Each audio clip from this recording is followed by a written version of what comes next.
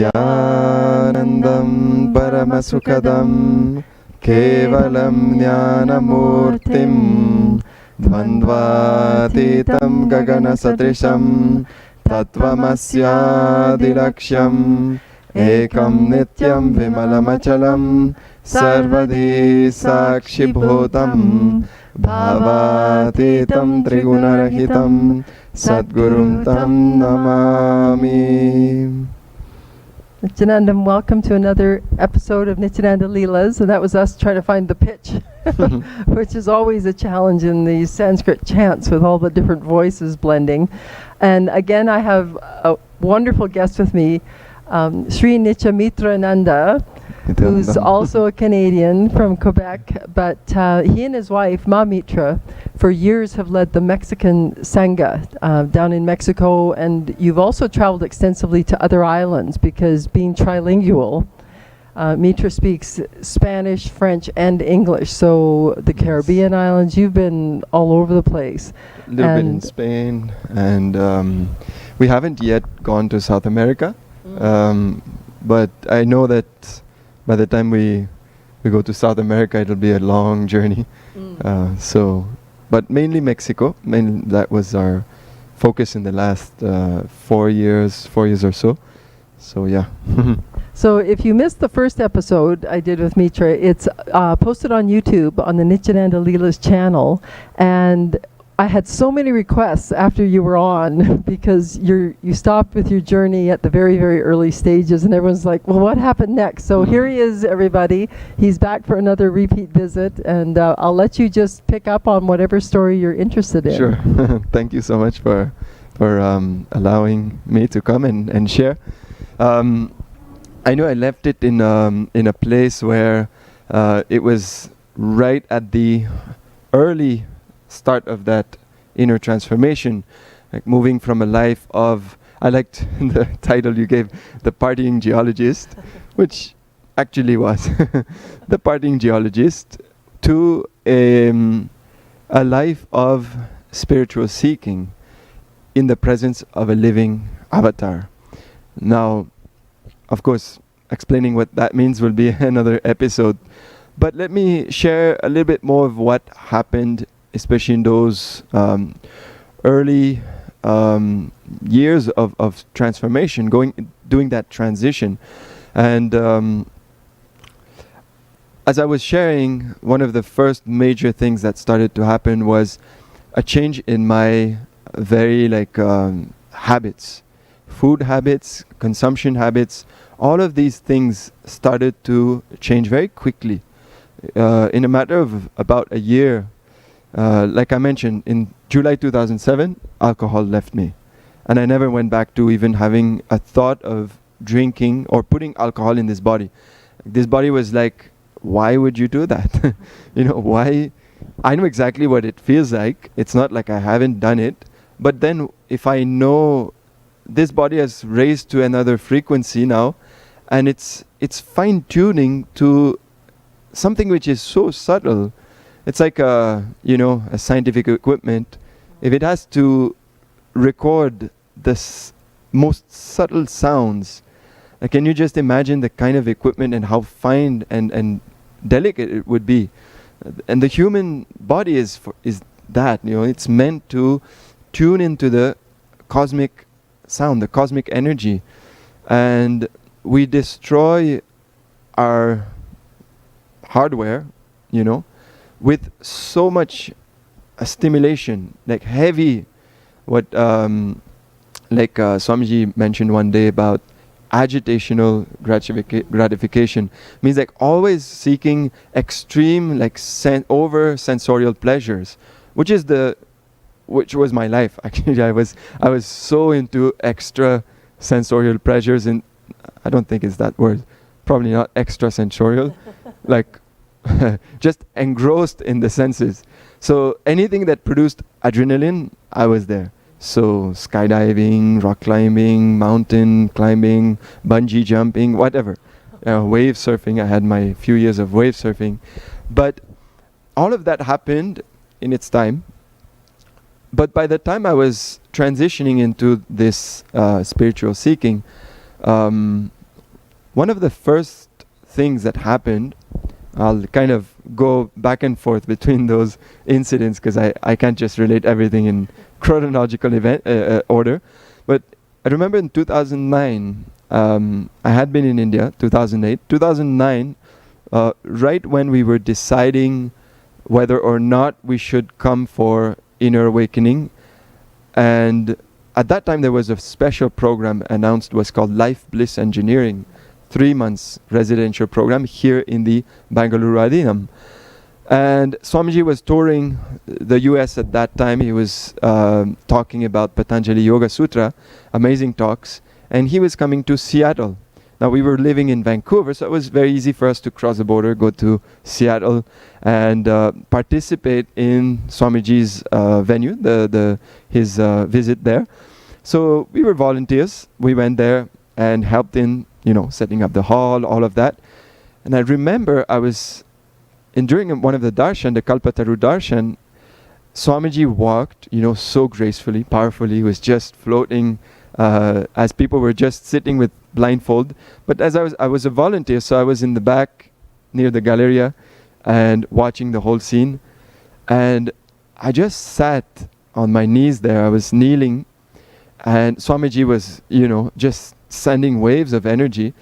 It's not like my body was so sensitive to catch that, but there was an overwhelming feeling that anything I needed to do in this life, meaning like work, achieving,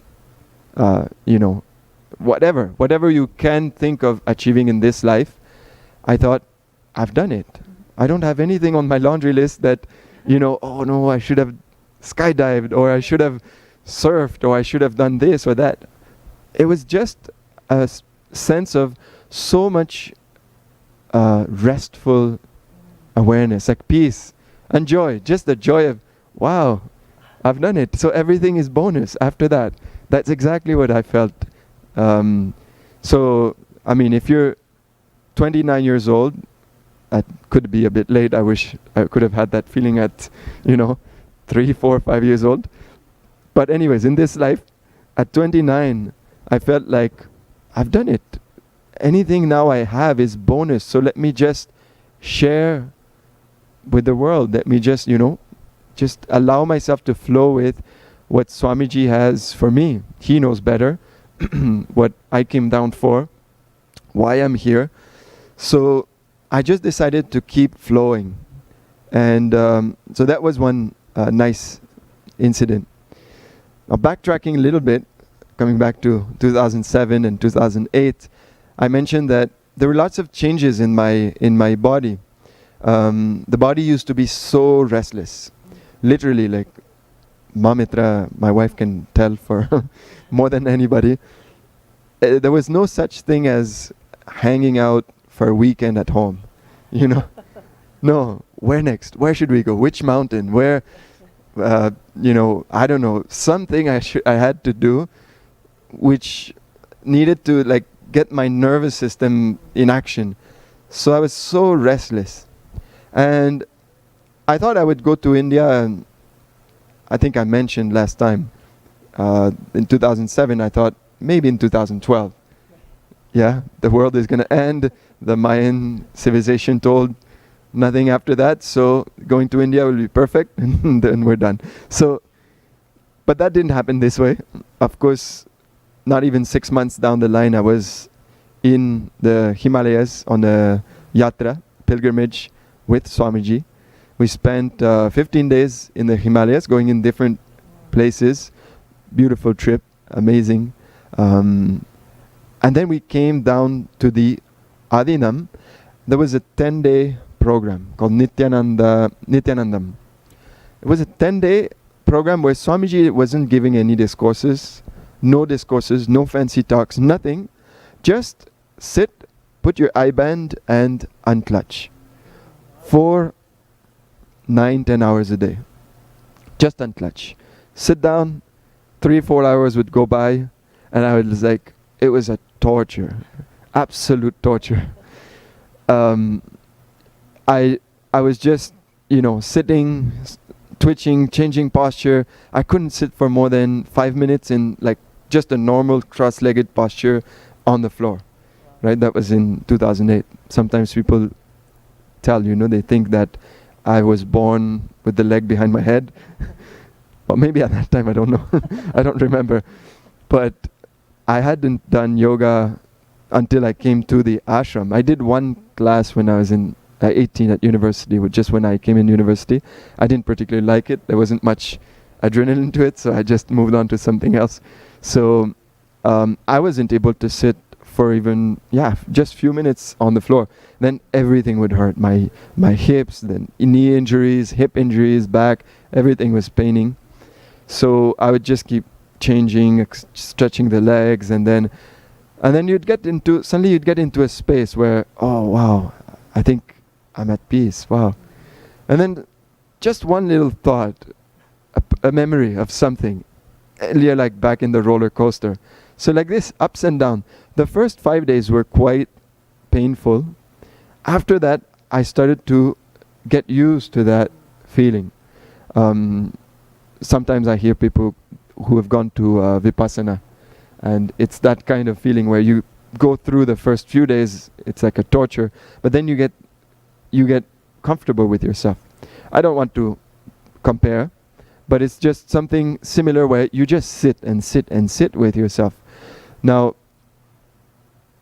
what happened in that program is that the second day, we were introduced to what was called in those days Nithya Yoga.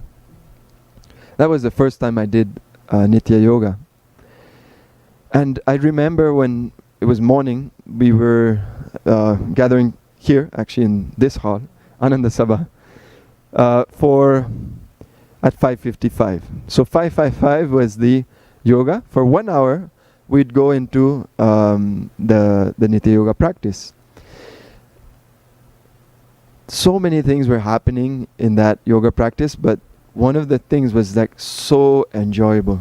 I felt like I could meditate, and the body was happy because it didn't have to, sit in one place, and I could relieve. It started to heal a lot of the injuries which I was having. They're like injuries by just over exposing the body to stress and hits, these kind of things, playing football in South America, not American football, the football soccer in my years of work in Central America and El Salvador. So we'd go out and play soccer, and of course the body was getting hit. So now it was healing, and there was a complete shift in the energy. It was a soft yoga practice, not like a power yoga and all kinds of advanced asanas. They're quite simple asanas, but the whole energy I felt it was bringing the feminine balance, which was such a suppressed component of me, trying to show that I was the man, I was capable, I was as big as others. That was part of the root pattern I was suffering with. Maybe the root pattern will come in later on, but that inferiority complex was always trying to get filled by that showing off that, I was bigger, I could do it. So that probably is why also I kind of chose those more adrenaline based sports where, you need to have your the guts to face, nature or waves or stuff like that. So now I was just facing myself. There was nothing to prove, no competition. You don't have a rival. So the whole context of practice was completely different. And tuning into a deeper listening, starting to listen to your breath, starting to observe different areas of your body, because in most other sports, even though you're using your body, but most of the time you'll just be, all your senses are out there. You're so alert. You have to be watching what's going on outside. Now in yoga, you don't need to do that. You don't have to watch yourself in the mirror and say, wow, this is so nice. That is pointless. You don't have to do that. Actually, in these days, one of the practices we're doing, along with the third eye awakening, is a blindfold practice, which brings you so deep into yourself. In those days, there was nothing like blindfold practice, but I would spend a lot of time with my eyes closed and enjoying that practice, enjoying the grace of movement, the gentleness of the movement. So my whole body language started to change.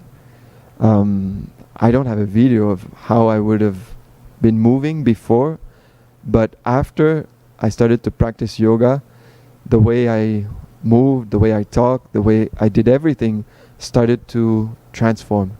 And it's been an ever-changing, ever-transforming process. It doesn't end.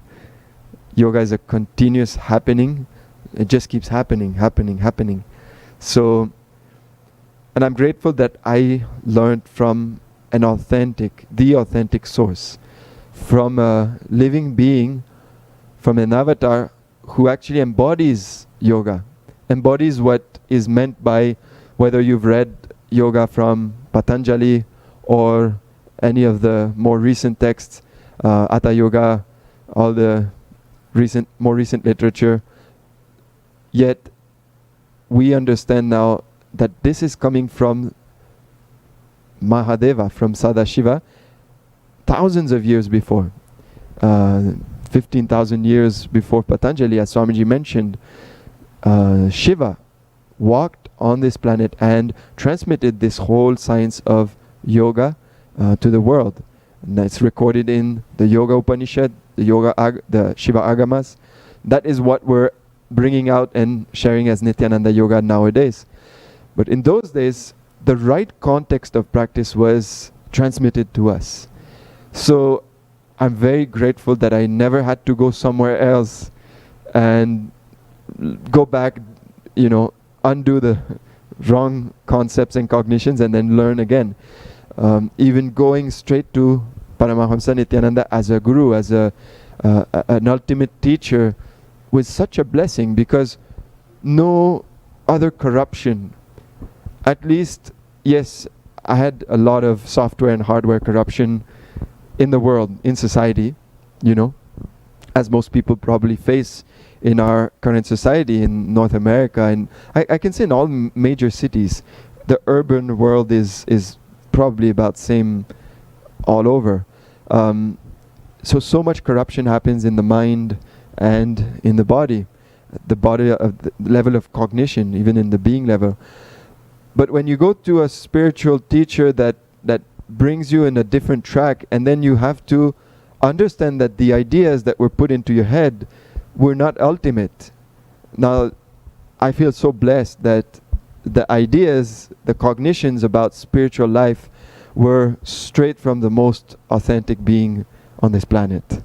So I don't know what I did before to deserve that, but I'm surely so grateful that we are living with Sadashiva, and the integrity to Sadashiva, to the Guru, is that basic thread that runs throughout, and that I've seen ever since I've started that transformation. There's a basic connection that got established with Swamiji. I can see it throughout. There are ups and downs, of course, times where I felt like I need to run away, and times where I felt like, oh my God, this is so amazing. So you go through ups and downs, but even through the ups and downs, I saw that there's a part of me that never gives up. It doesn't give up. It just needs that connection. It understands deeper than the ups and downs of the mind and the psychology or physiology.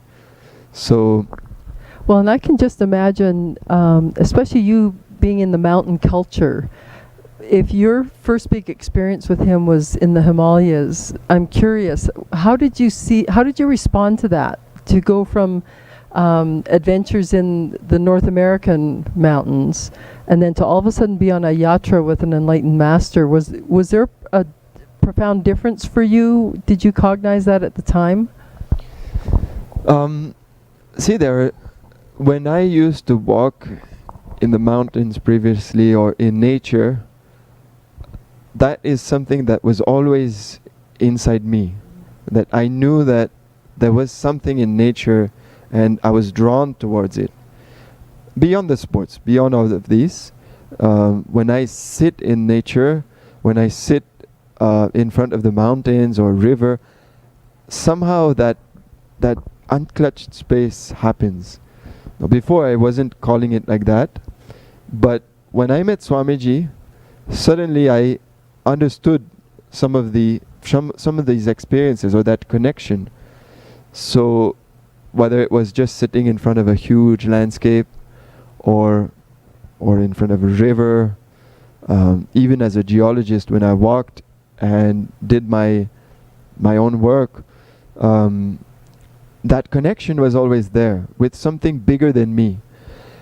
That's part of the training as a geologist, why I was able to relate to what yogis mention or describe as cosmic consciousness, like infinite time and space. As a geologist, I can probably say that's the career or the kind of professional career that really gives you that understanding. Maybe physics, maybe astrophysics, maybe other disciplines will give you that expanded time and space. But as a geologist, you definitely have to understand the scale of time and as millions and millions of years. And the Vedic rishis definitely knew that kind of scale of time. So when I came to Swamiji and suddenly I was in those settings with him, it just felt like that same connection was happening. And I could sit also with Swamiji, whether it wasn't in the mountain. Even nowadays, if I sit in front of Swamiji, I just remember that the other day, the opening darshan of Inner Awakening, and you just see Swamiji standing there with a trishul, and there was just it's just absolute grace and beauty, like beyond anything. I just felt, wow, Sadashiva, he's standing there. So that unclutched feeling just by watching his grace, I think that is the most important learning throughout those years. If I look back, yes, the teachings, yes, what Swamiji says, but watching him and seeing his body language, and we're so fortunate to have him so close to us. Well, I think too, what a lot of people don't understand, when you're in the presence of that high of an energy field, you do get that sense of peace that there's nothing else to accomplish. Like, just like you were saying, you went through that laundry list of life, and it's almost like people used to say the same thing about me. They said, as soon as you get somewhere, you're ready to go. And it was because as soon as I got somewhere, I could sense the energy I was looking for wasn't there, and I was ready to leave. So vacations, traveling, anything, even if I was invited for dinner, I was ready to leave within a half hour of getting there. And the first time I walked through the gates here, I thought, this is it. This was what I was looking for. It was that immense energy that's so peaceful and loving, right? You just think, I'm done. Like, this is what I was looking for. So now all I have to do is just go along for the ride. And that feeling of knowing that there's nowhere else to go, even if you keep traveling, because it's not like we don't keep traveling. We keep traveling. We'll go to, like I said, we were in Mexico. And most likely I'll keep traveling also. But that feeling of being settled at home, that homely feeling inside you, happens. That is the best. I think that is the ultimate wealth that you can get. And what's amazing here is you've got your French Canadian accent. I had on Esther with her Hungarian accent, and there's this huge array. I think there's 17 language at Inner Awakening this time. The batch that just started, there's 17 translators going on, and yet we're all family. There's that deep sense of familiarity, like, oh, I've been looking for you, or welcome home. Yes. Nobody feels like a stranger here, and and this is one of those gut reactions that tells you you're on the right path. So many people who have never experienced it want to question, oh, why are you doing that? Why do you need a guru? You don't need a guru. You can just meditate in nature and you'll be fine. And it's lovely, but they don't understand that deep, deep yearning that gets settled when you finally are in the presence of Swamiji. Yes. And of course, if a tree can transmit that energy, great. But the truth is, you need the same flesh and bones, and that nearness and that touch. That's why the initiation is so important in the spiritual tradition, the Vedic tradition. In the Hinduism, it's been known forever that you need that biomemory to biomemory transmission, which needs to happen in this plane. Even if you're so connected to a master who's gone beyond the body, you need that touch, you need that physical human touch, so that the energy can be transmitted like a light, a lamp to another lamp. And for all of us, I think that is the common thread. That fire has started by meeting the master, and it doesn't go off. I mean, once it starts, so I remember something Swamiji says, there are things that you don't know when it starts, but it can end, and that is ignorance. And when your ignorance goes away, it ends. And some things will start but will never end, and that is seeking, the spiritual expansion. It cannot end, it can just keep expanding. So this is only again the beginning of a journey. I think we have already crossed our half hour. I think we have to do again multiple episodes. So okay, but before we stop, there's been a request, and part of it's on my side, is you jokingly put your foot behind your head when we were getting ready to start, and you have to see this because my yoga practice isn't anywhere close to yours, but I'll hold the mic. Okay, no need. I can do it with the mic. Now there was a little, how to say? There was a photo going online. Yes. People were saying, is it photoshopped or? I can show you how to do it. Okay. So this is for those non-believers who saw the Facebook post and didn't believe. I couldn't. Of course, not only I couldn't do that, I couldn't sit cross-legged for even few minutes. Right. 8 years ago. Yeah. So. And so many of us have gotten into sports young and are dealing with scar tissue that stops this. So this is something else about true yoga. It can heal anything. Yes. And on that note, we'll close with the Purna mantra. Thank you for joining us. Om Purnamada Purnamidam Purna Purnamudachyate Purnasya Purnamadaya Purnameva Vashishyate. Om Shanti Shanti Shanti Hari Om Tat Sat Sarvam Satguru Padukarpanamastu. Om Nithyanandam